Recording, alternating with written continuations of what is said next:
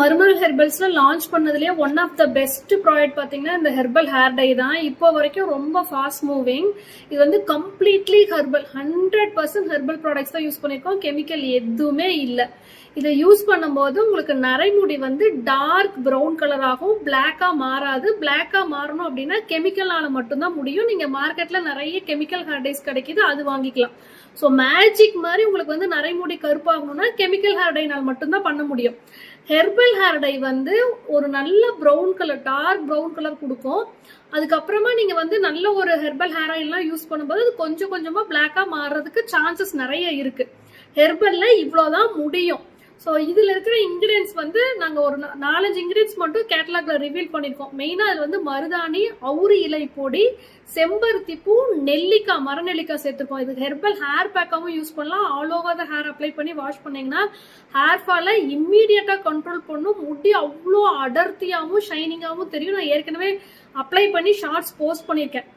இன்னைக்கு நான் எதுக்காக இது எக்ஸ்பிளைன் பண்றேன்னா, ஒரு சிலர் வந்து கலர் வரல மேடம் கேக்குறீங்க. கலர் வராதுக்கு ரீசன், ஃபர்ஸ்ட் ரீசன் வந்து நீங்க இதுக்கு முன்னாடி கெமிக்கல் ஹேர் டை யூஸ் பண்ணிருந்தீங்கன்னா ரொம்ப கஷ்டம் ஹெர்பல்ல வந்து கலர் கொண்டு வரது. ஏன்னா உங்களோட முடி வந்து ஸ்பாயில் ஆயிருக்கு.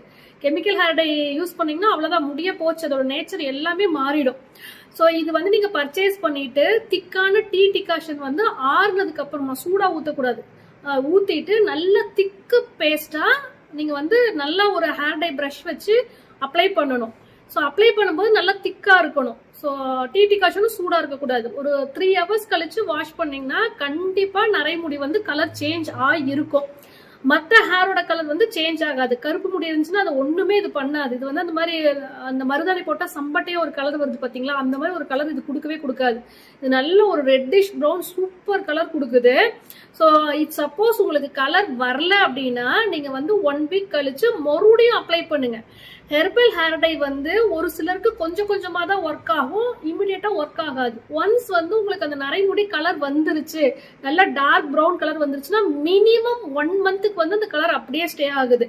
இன்னொன்னு, நரைமுடியே வரக்கூடாது, உங்களுக்கு வந்து இலைநரை இருக்குது, அந்த நரைமுடியை வந்து இனிமே அவாய்ட் பண்ணணும்னு நினைக்கிறவங்க நீங்க இந்த ரோஸ்மெரி வாட்டர் ஸ்ப்ரே வந்து பர்ச்சேஸ் பண்ணிக்கலாம்.